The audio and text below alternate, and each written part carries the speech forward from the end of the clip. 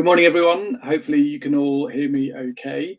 We're about to do our webinar, and what we're going to cover is exactly what it says on the title screen you can see in front of you. It's about painting a picture for life after HFM, but also about how to get ready for that, to make the most of it, and some practical steps you can follow. And to make it kind of real, we're going to use a few customer examples to help you understand and see more explicitly what life after HFM can look like. My name is Ashley Chapman. I'm the CEO for inlumi. My background has been implementing EPM systems, specifically HFM and consolidation. Throughout my career, I started work for Hyperion many years ago. I then moved into industry and group finance for a few years, and then I spent the bulk of it in consulting for a boutique first called Paragon, where I learned and started building my career implementing HFM. We were then acquired and went into PwC, broader finance transformations, generally with the technology at heart. And then 7 years ago, started working for inlumi, and 3 years ago became CEO for the group. And if I can invite my colleagues to also introduce themselves. Okay, should I go next? Then Johan Johansson, Director for the Nordics, based out of our Stockholm and Gothenburg offices. Have a very, very similar background to you, Ash. Joined inlumi back in 2010, and before that had a number of years with Hyperion and Oracle. So I've had the pleasure of engaging with quite a number of you on the call, implementing and using HFM, but also a number of customers now that have moved forward, replacing HFM with something else. Yeah, and Marco van der Kooij, working out of the Utrecht office from inlumi and working at inlumi for a year. Started at Hyperion in 1997, so that's quite a while ago, and working in this area for a long time, helping to transform customers from even Hyperion Enterprise at that time to HFM, and now also to other systems. Very good. So we'll endeavour to keep this as interesting as possible, to make it engaging. It's not always easy to sit and pay attention to a webinar for an hour. So we're going to keep this to about 40 minutes, ideally, for the presentation content we're going to go through. That'll leave some time at the end for questions. The chat function is open to you all. So please, if you have anything comes to mind as we're talking, please put it in the chat. Marco's sharing his screen, but Johan and I will monitor that and we'll respond as we can. If there's interesting questions we think have value, we'll make a short document and send it around afterwards. We'll also distribute a link for this recording for those that attended and all those that registered but didn't manage to join. So before we get going, just a quick introduction to inlumi. So we are a consulting and services organisation, EMEA based. We're across 12 countries. And the core of our business is what we've always done, which is implement really good EPM systems and the supporting processes. So we add extra value by providing an advisory service that goes with the implementation of EPM systems. We're going to talk a bit about how that can help get projects and understand the value you're trying to drive. And the core, though, is the implementation of EPM systems. We then have our managed services team, which supports both HFM customers today. So we provide a lot of services around technical support. We provide hosting. We provide functional support for the existing on-premise Oracle EPM technologies, as well as support and solutions for the next generation cloud across the vendors that we work with. So there's about 250 people in our organisation across the 12 countries, 14 offices that I described, and we work with some of the leading EPM systems on the market. Before we get into the core of the presentation, we're going to start with an example. So the first part of the title for the webinar is Life After HFM. So we thought we'd paint a few examples of what others have done, where they found value and what that journey has looked like, and what the new platforms are helping them to support in terms of processes, data, and what they're trying to achieve. So the first one's an organisation called Autoliv. You may not have heard of them, but there's a 70% chance your steering wheel, your seatbelt, the airbag inside of it is made by them. But they have a challenge. That means they can't sell any more steering wheels than the the manufacturers sell cars. So for them, the problem is all about supply chain.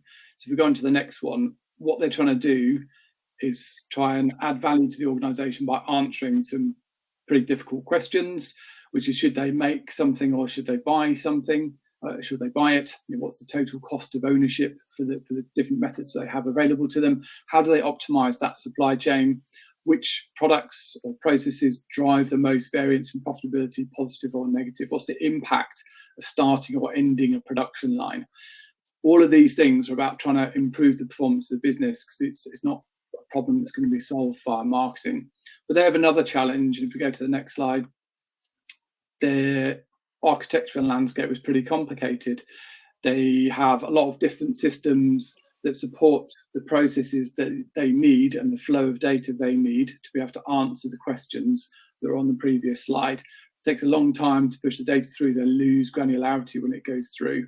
And even when we clean this up on the next slide and we put it in a more logical format, you can see there's lots of different systems that are needed, including HFM, to be able to run their budgeting, planning and forecasting processes from operation all the way through up to their management reporting and their statutory consolidation. So it takes a lot of time to move the data all the way through these different systems. They're different technologies on different platforms, managed by different teams with different licensing agreements, different infrastructure supporting them, and it's all bound together by Excel, and they lose granularity until it goes eventually into the consolidation system, which for them was HFM. And when they do their allocations, it's kind of top down. It's really difficult then to understand really at a component level, how can you positively impact the performance of the organization if you don't really understand the cost base of the manufacturing processes you're doing. So the project was, which you can see on the next one, to move as much as possible of this landscape and architecture. So you couldn't do it all, but you could do a lot of it onto a modern EPM platform. And we're going to talk as we go through this session why it's even possible. So obviously the scope that was covered by HFM is a fraction of what's covered by the new platform. And that's kind of one of the main points we want to make in this presentation, really, which is life after HFM is likely to involve a next generation EPM platform that's capable of delivering service and value across a far broader scope of processes than just a management and statutory consolidation. So HFM was probably the most widely used consolidation system on the planet for large, complex, multinational organizations such as yourselves. And it's really good at what it does. And that makes it quite hard to replace, which is why the number of people still using HFM is a testament to how good a technology it was. So it might look a bit out of date. Some of the architecture and infrastructure is a bit more difficult to manage, and it doesn't move well across multiple processes in EPM, but it's really good at what it does, which makes it kind of hard to replace. So one of the things like this organization, you're looking at a broader set of processes when it comes to replacing HFM in order to find the value that drives it. So they moved all of these other systems, so they consolidated all the different technologies onto this one platform. They increased the granularity that's available. They do the allocations down to a very low level of detail, and that all flows up through the consolidation right out to the statutory and management results. So in terms of benefits and outcomes on the final slide, they looked at it as a kind of end-to-end digital model for the business. It allowed them to unify. Everyone is doing some form of operational planning and forecasting, unify that with the financial planning. It gave them the single source of truth for a component all the way through and a part all the way through up into the consolidation. So a full P&L down to EBIT.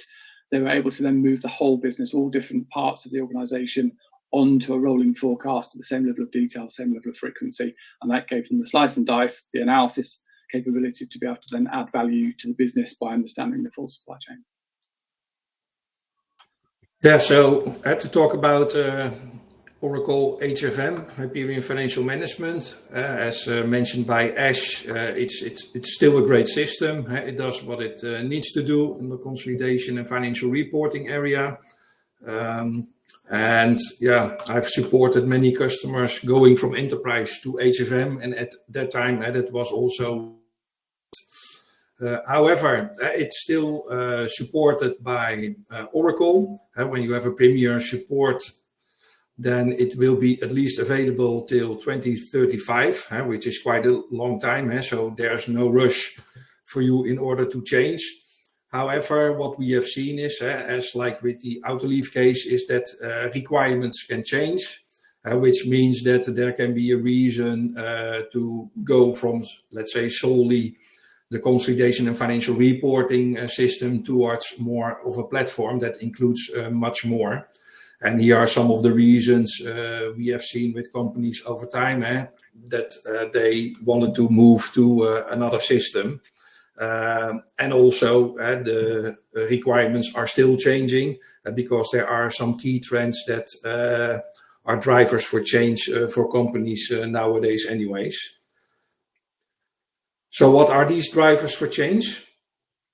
You can see them over here, and this is from the lens or from the CFO office. And if I take the first three ones together, and you saw that also with the Autoliv case, is that you see that there is definitely a need for a changing role in finance to support much more on the operational level with the extended planning and analytics. Moreover, what you see is that regulation keeps on changing. And now we are having the global minimum tax, the Pillar 2. Also CBCR, country by country reporting a couple of years ago. Also ESG, the new regulation from based on CSRD that's out there. So that also has a big impact on the changes towards the CFO office, where the CFO office can play a role. Something else is in the area of cybersecurity, and also moving data to the cloud, but also if you are still on premise, there's a lot of attention and also new regulation concerning cybersecurity. And what we see is that artificial intelligence makes technology by itself also a driver for change. I just need to mention ChatGPT.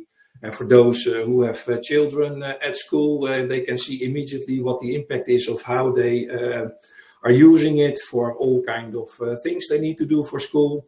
But you can also see that, of course, in businesses where the impact of artificial intelligence is immense. And later on in this presentation, we will elaborate on that.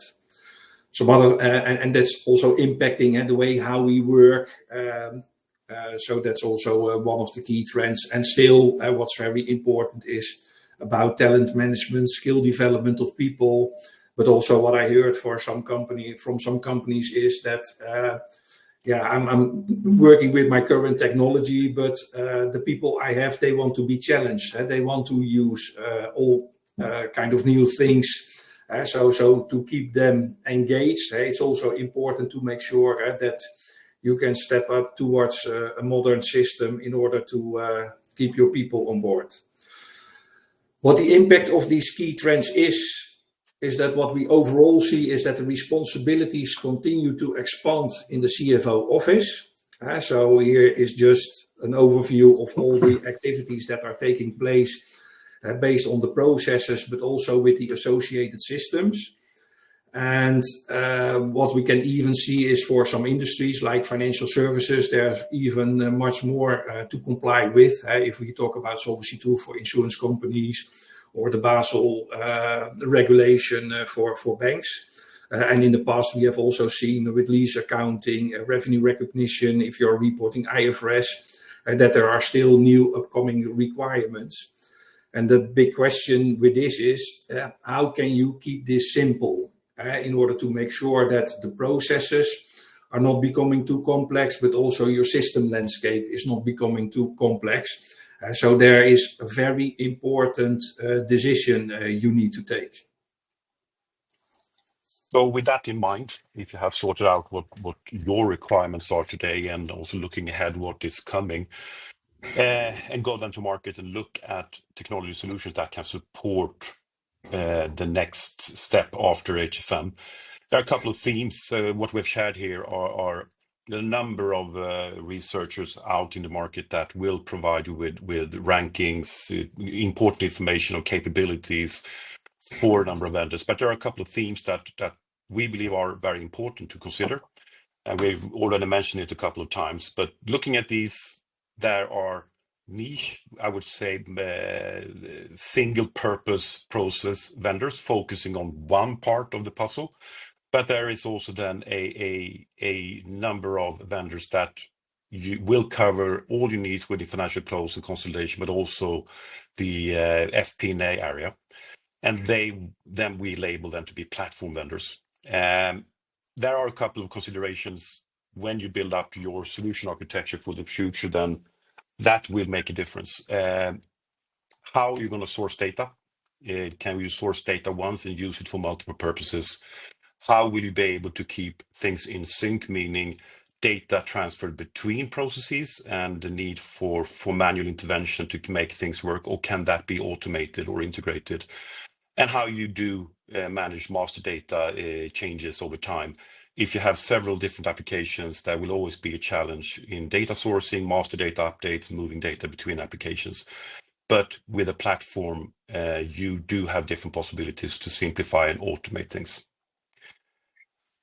If we take one step further and just look at some characteristics, when you take the next step, HFM is today an on-premise solution. When you go and look for a replacement, the future after HFM, you will look at a SaaS delivered solution. So everything related to managing the hardware environments, upgrades, etc., will no longer be a key focus for you. It will be managed by the vendors. But that comes with also a big change. HFM, that Oracle has invested over the years, continuous basis, new functionalities, new capabilities also within HFM. But if you look at the pace on how upgrades are being done and the adoption for customers, I think we normally say it takes another 3, 4, 5 years before a new functionality actually are being used by you. That will be completely different when you move to cloud. There will be updates coming on a monthly basis. There most likely will be new functionalities being made available for you to decide to use. So still you are in control on a quarterly basis. So that is a change in itself. We've talked about the single platform already. That will be different, but also what we see coming now very rapidly, and we also in dialogue with customers see that you are articulating how we're going to apply AI in finance. But we see now also the vendors very rapidly providing you with pre-built AI-driven functionalities. So that will be important to consider. All the different areas and responsibilities, as Marco highlighted on his previous slide, is now then addressed increasingly with pre-built applications. So a lot of these areas will be addressed and are already addressed by making specific applications or part of the application functionalities available for you to be able to adopt fast instead of having to develop from scratch or to onboard a completely new technology to address a purpose-specific area.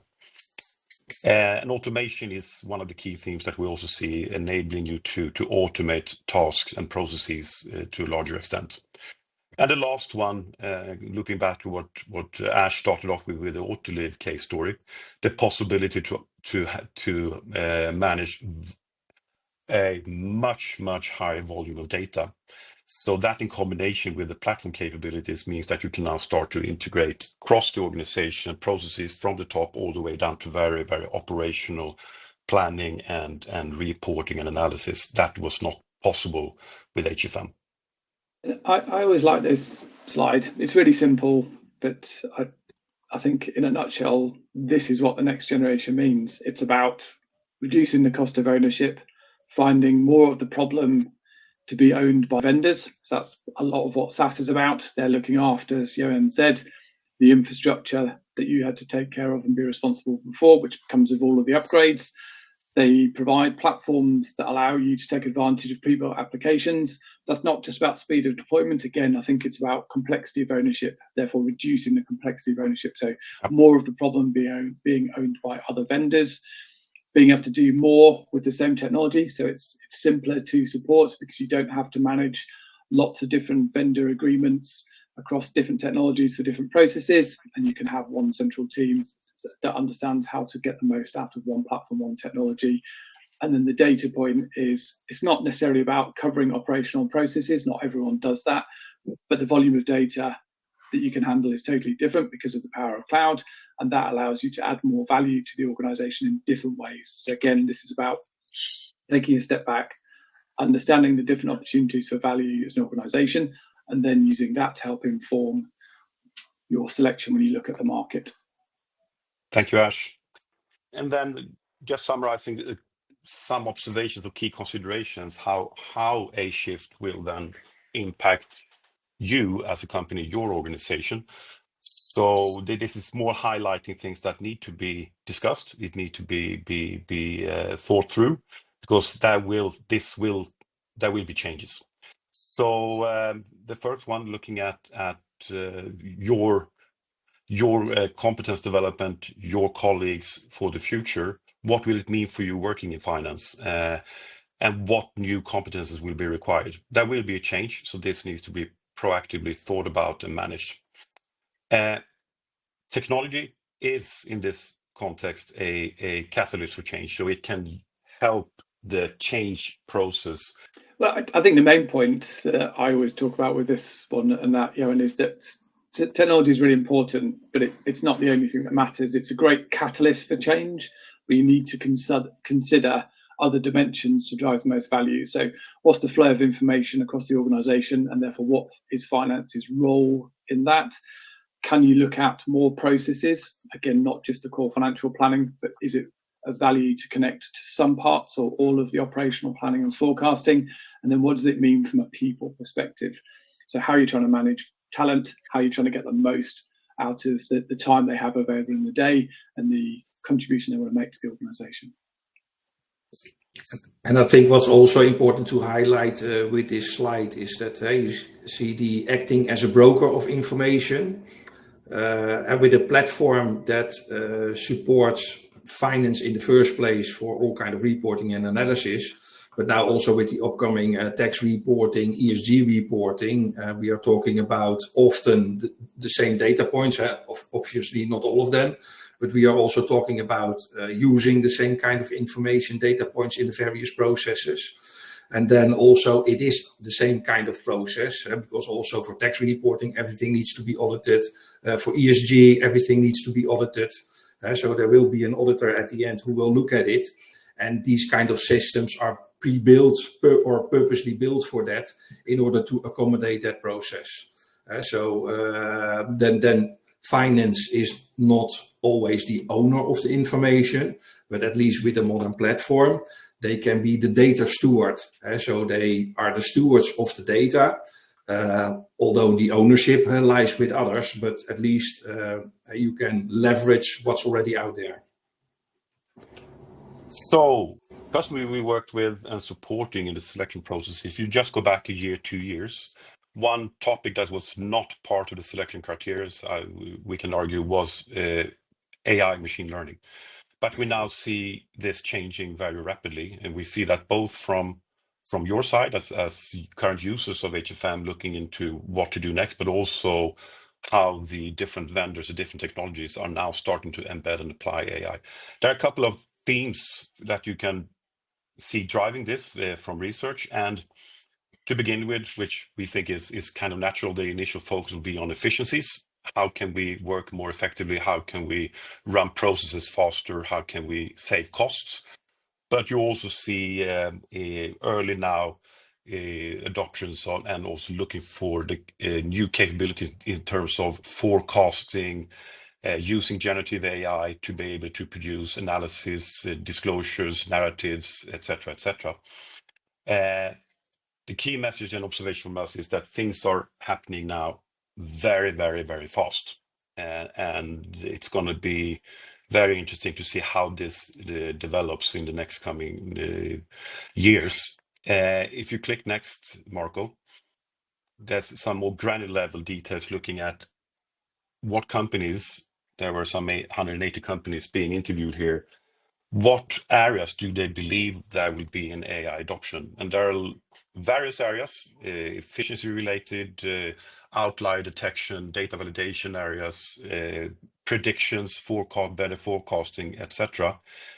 The interesting thing here, again, coming back to that, we are in the early days, things will happen fast, is the relative low percentages per area. And we expect this to, if you look at the same data next year, to have changed dramatically. So the uptake of AI and how that will play a part will be and should be one important ingredient component when you look at your eventual replacement of HFM and what to do next. I think that's the interesting point, Johan, isn't it? Which is, and it's how it happens with any kind of new and emerging technology, is if you've already moved to a new platform, AI or machine learning or the different AI-related capabilities are something you do afterwards. Whereas if you're looking at it now, it's much more likely to be part, as Johan said at the beginning of this slide, of your selection criteria. So we think that's the shift that's happened. Rather than looking at it afterwards, you're looking at it as part of your transformation plan, part of the value you're trying to drive in the business. Yes, and we do have a few examples from our customers applying then machine learning capabilities in slightly different ways. And I'm going to just go through them quickly, but I think the Autoliv case story is right. What we have stated here is very interesting from one specific aspect, is that they applied machine learning on their demand forecasting and found that they could improve the accuracy significantly. The interesting thing is, of course, what do you then do with that improvement? What kind of impact will that potentially have on your business? And here they see that the labor planning, overtime reductions, looking at inventories that can be optimized, inventory costs that can be reduced, etc., are indicators of how you build your business case. So it's not just about forecasting faster. If you can improve accuracy, what impact, what business benefit can we then look at? Another case is Zika. We have had the pleasure of working with them for many years. It was not, again, as you said, Ash, when they selected what to do after HFM, AI was not, and machine learning was not part of the selection criteria. But it's now a integrated part of the journey they have taken. And looking at demand forecasting, they see potential dramatic improvements in forecast accuracy, looking at store and assortment planning. So like 30-40%, it's almost hard to believe, but let's assume, and they believe it's correct. What impacts can that have? So from that proof of concept, proof of value they are now looking at a much wider implementation of machine learning capabilities for forecasting.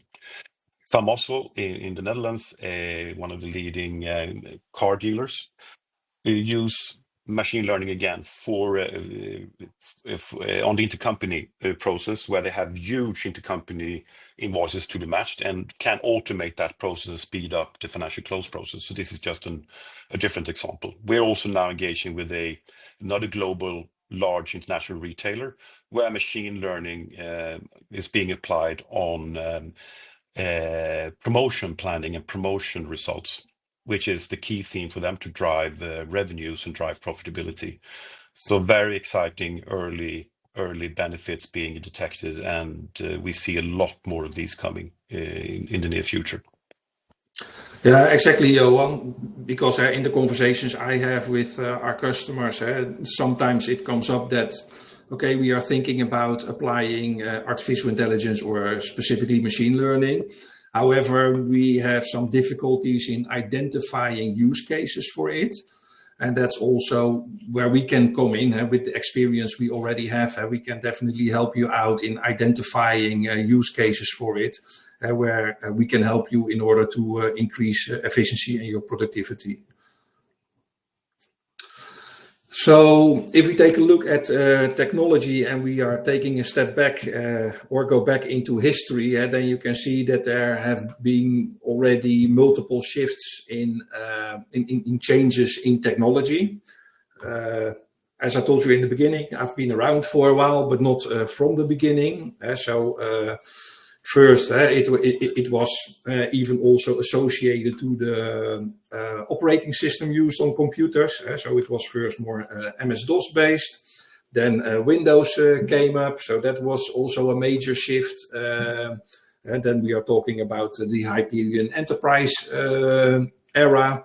Then it moved towards, let's say, the Hyperion Financial Management era. And now with the modern platforms, we see also, and what we highlighted earlier, the big change in technology. So these changes have been there before, and now we are at a significant change once again. And so that's what we would like to highlight here, and to make sure that what we also see is that data is, as some call it, the new gold. You're sitting on a very valuable asset, and that can help you in order to accommodate data-driven decision making. But by applying artificial intelligence, the machine can do that for you, or at least support you with it, because there's still the human touch is the most important aspect in it. So we've touched on quite a lot of this before. Marco gave some background as to what sort of external things are driving change, and as we've been talking through this, you kind of get a picture of what you're aiming at. So this slide talks about the drivers for change, or you could think about them as characteristics that you're looking for in the shift you're trying to make. So again, we're building on this, increasing productivity and effectiveness. So doing more, what are you doing with your time and your day? What does the platform enable you to be able to do? Can you get it all together into a single system? So you're not trying to move data around, you're not trying to spend time reconciling, you're not losing granularity or accuracy as a result of all of that. So can you put it all together? One source of the truth. What does that mean for talent? Is AI intended to be a core capability in terms of either how you interact with the platform, so sort of natural language, how you ask it for analysis or commentary against the data that you see, or are you asking it to predict information to either drive, again, more efficiency, more effectiveness, or perhaps more accuracy? Are your needs being met from both a group lens, which is something that HFM was really good at, and also at a business unit lens, which sometimes was challenging for HFM, especially with organisations that have very different business areas they're trying to accommodate the needs of. That was kind of challenging to do in a single application or platform. The modern technologies of EPM allow you to manage that much more effectively. So meeting broader needs than just a group finance organisation. What can you go into? So again, it's great understanding all of the problems that you have today, but as we see with ESG, as we see with tax and Pillar 2, as we saw a few years back with IFRS 16, other regulatory changes across different industries and sectors like IFRS 17 in insurance, Solvency 2 before that, the problems and needs you need to fulfill are changing. Your organisation will be shifting. So it's about having a platform that you can grow into. So take advantage of emerging things like machine learning and AI, but also then regulatory change as it comes down without having to always adopt new technology and integrate it together. Single point of truth, and then again back to this sort of data and volume point. If we go into the next slide, what we're trying to illustrate, and again you kind of get the theme already, so I won't spend too long describing it, is when we look at HFM, I put two of the bullets in bold there in the sort of teal green box in the middle. Consolidation, financial close. I know HFM covers generally a bit more than that. It does management reporting, sometimes group level FP&A. So it's really good in its capabilities. But you generally needed other technologies to do the rest of what was core EPM in those days, allocations, your top-down, bottom-up, or driver-based planning. So we always had to use different technologies. But now when you go to market, you're buying a platform that's good at everything. All of those boxes you can see in white around the green, that's the additional activities which we start to think of as part of core EPM now. So the technology and platform that you go to market to buy is good at all of those things above the line. And with the volume of data they're able to manage in the platform, you can then consider some of the activities and processes that are also below the line from both analytics and operational planning and forecasting. So our message here isn't go do everything that's in all of these boxes. That would be way too much.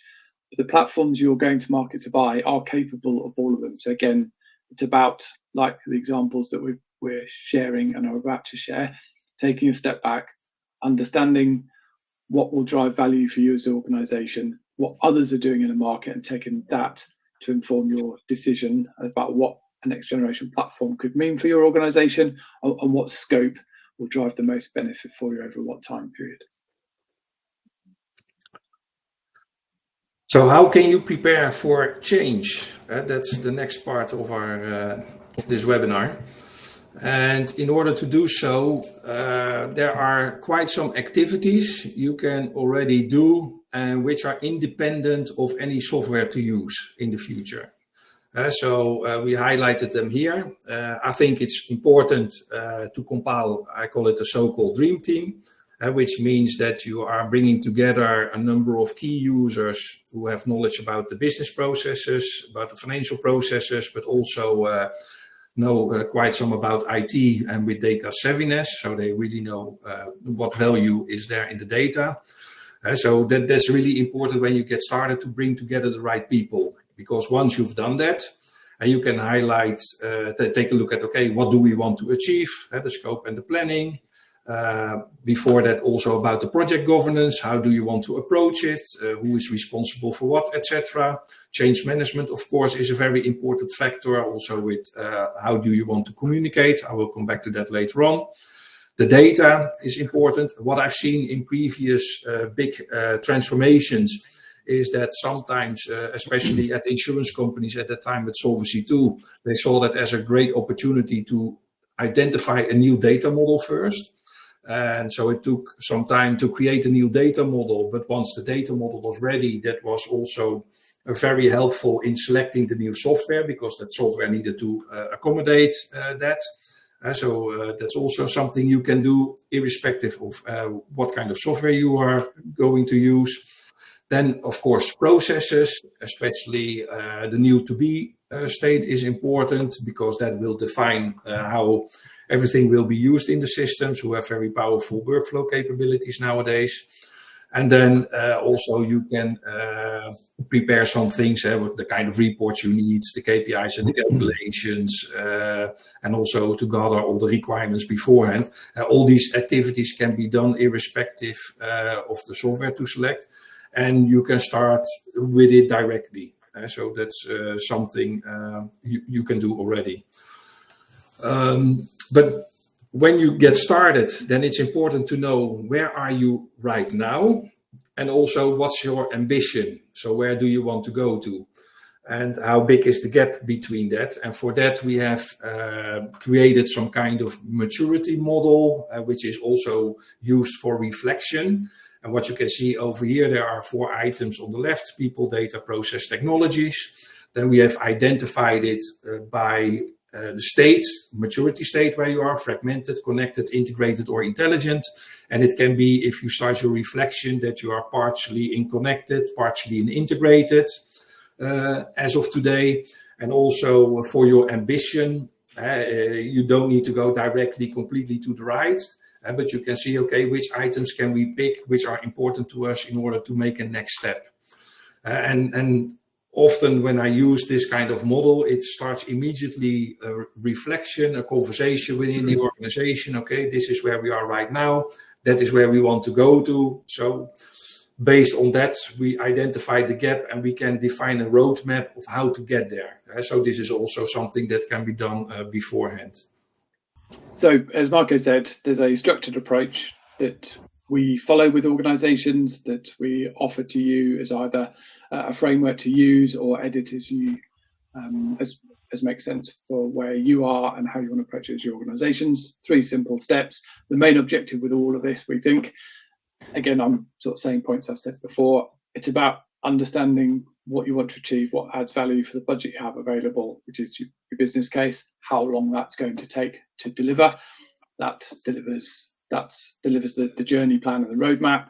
You can use that to then inform your selection of a technology change and shift you want to make to be able to support it. So 3 processes. The first one is then looking at where you are today and what you're trying to achieve. So diagnostic and vision. Second step, what options are there on the market to be able to deliver against this? Again, where we're going to find value. And then it's about choosing out of those options what roadmap is going to make most sense for you and what drives the most value in the business case. So again, we think the value is in understanding and getting everyone on the same page inside the organisation as to where you are today, where you're trying to get to by the end, what's the size of the gap in between those 2 points. So it's about clarity and transparency and consistency of view across the organisation as what's going to drive the most value. So here's the process we use to create that strategy and roadmap. Yeah, and I have been in quite some projects actually where first McKinsey came in, and McKinsey made a change towards a steering model of actually quite large companies. And with that, they already started to picture an end view about, okay, what will be the new objectives for the organization, and especially then for finance. In order to achieve that, you can summarize that all together, and this is called the so-called strategy articulation map. But with this, it's important to use this also as a way to communicate what do you want to achieve, and also to see, okay, what steps are needed, because you need to have the guiding principles, you need to have the key success factors, so what needs to be in place in order to make that transformation successfully. And moreover, what I also said earlier, it's very important to communicate. Also in the projects I've done, we emphasized a lot, okay, what will be achieved once the transformation has been done. And that's not only about, okay, what can we do additionally, etc., but it's also, okay, what can we eliminate, what can we reduce, so in order to make things much more efficient, more productive. And on the other hand, make sure that, okay, what can we increase, like the strategic financial leadership, by applying artificial intelligence and machine learning, and make sure that we are more attractive towards talents, because we are leveraging modern technology, which especially younger people like to work with. On the other hand, also you can even create new things, which means that you overall provide a better perspective, because if people see a better perspective, then it's much more easier to adopt into that change process. So that's what we would like to emphasize with this, and that's also something that I've used very successfully in various very big projects, where we need to make sure that over time people remain engaged, because they will see, okay, in the end, we will reach this. I believe we have touched upon most of the points that we want to share here, but looking at a number of transformations from HFM to a platform that we have been through as an organization, there are some key observations, recommendations that we would like to highlight that are important to take into consideration. And looking at now HFM being supported until 2035, that gives you all a brilliant opportunity to take a step back and embed our recommendations, if you so decide, into your approach. So sometimes we run into situations where the objective is to just move from HFM to something else. We call that sometimes a lift and shift. That is something that we seldom see being very successful. So take the opportunity, take a step back and look at what is not working optimal today. Understand what a new technology can offer you in terms of more efficient ways of working, how you can run your processes. So that is one important learning point. You mentioned that already, Marco. Change management. This will be a changeful organization. Some of our customers do have wide global user base spread across all geographies, and to replace HFM with the current HFM scope, but if you then extend that to also include more functionalities, areas to address like tax reporting, IFRS 16, etc. Change management needs to be taken seriously and discussed early on. What level of change are we introducing to the organization, and how can we help the organization prepare and adopt to change? That is a key success factor. And as always, I want to say, most likely it was like that also when you implemented HFM. But the engagement from the business, from finance, from management, from key experts in your organization during design, but also during the actual delivery of the solution, to knowledge transfer to you and make you as self-sufficient as ever possible after go live is important. And we then see areas like backfill key roles, see if we can free up the future administrators to participate and devote close to 100% of that time to the project is important, and a preferred way of doing it. I think we have painted a picture of an enormous amount of possibilities and a lot of things that you can do. But we'd also like to emphasize, which is something that we take on as a responsibility in projects, is what we call design simplicity. There are a lot of things that you can do, but to keep focus on how can we simplify, how can we adopt to things that are readily available instead of tailor making, trying to change things to your current way of working, and instead challenge, can we actually adopt standards to a larger extent and simplify things? And with everything that we have described, to take a step back early on, and we call that a readiness assessment, and understand where you are. Do you have a good view of your key requirements? Do you understand your current pain points? Are they documented? Can they be communicated and shared to the implementation project so they can be naturally embedded into the project? There are things that we believe are very important. So if that is not done properly, I would say the risk is always that the implementation project needs to be extended, that the design iterations, discussions, reaffirming your requirements to a more granular level of detail, just risk the project being taking somewhat more time. But a lot of these things can be prepared and are independent of technology. Indeed, I'm really happy you emphasised the design simplicity point. So it's actually a quote from Yvon Chouinard, the gentleman that founded Patagonia, and it's one that we've always loved. And and they made the point very eloquently. We've talked around lots of capabilities. In previous generations of technology, your scope was generally capped by the capabilities of the technology you were buying.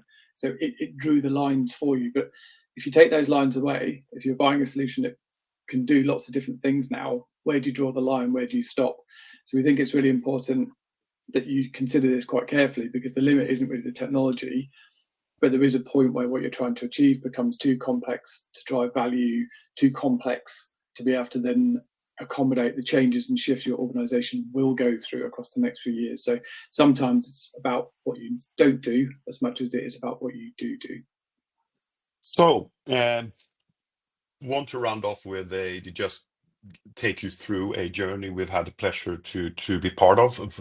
I think we're talking about like now 3 to 4 years, how it started and where they are right now, and then let's see what will happen in the future. It's a large Nordic food retailer, and that journey then started, as I said, 3-4 years ago. So it's a complex business. So it's not just food retailing. They also do run a pharmacy. They do have a big real estate company and a bank included in the scope. So a lot of complexity in there. Next, Marco. That starting point was that they changed the way they ran their planning and forecasting processes and try to implement that in the existing solution architecture. And they wanted to move away from a traditional budget over to a process run from a top-down long-term strategic plan, a yearly target setting process, but then supported with rolling forecasts. The current architecture, a couple of themes that they early on realized they needed to address was the first of all, it was a lot of data being integrated into several processes, same data, but multiple integrations.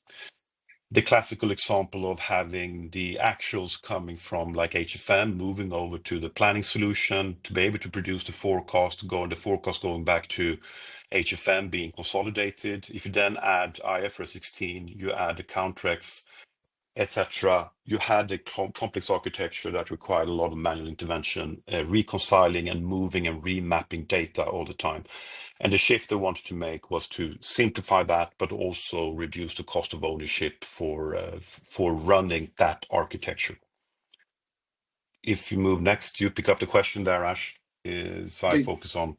Yes, so they selected a platform a good 3 years ago and started replacing focusing on the FP&A, enabling that process, but also then at the same time replacing console to have an integrated solution covering the actuals process. But the journey, and that took them to the first 1.5 year, and the journey has then continued. So on the FP&A side, and this is illustrating what is happening when you go into a SaaS environment, maybe they didn't have a clear view of where they should end. They now have a platform. The platform offers new capabilities all the time, and they have then been on a journey where they have ticked off and simplified architecture step by step. So on the FP&A side, out in the business areas, have been using ready out of the box available predictive analytics, predictive forecasting capabilities. In the financial close process, and they use Trintech. That was then a standalone solution separate from the architecture, was the next part. So account recs is now done in the same platform. IFRS 16 was again a separate application that was then later on moved into the same platform. And the next steps has been then they have a fairly complex requirement for acquisition handling, acquisition eliminations. That is now also included in the same solution, same platform. And then recently started to apply the latest available capabilities from the vendor on machine learning to even further automate and improve the forecast accuracy down to the operational level, and to be able to then feed that for improved forecast into supply chain, but also into the financial forecasting process that they originally set off to automate. And just recently, I said there's an on global minimum tax, also tax have been implemented. So they have now in the same platform a ready-made solution for country by country reporting and the global minimum tax pillar 2 regulatory framework.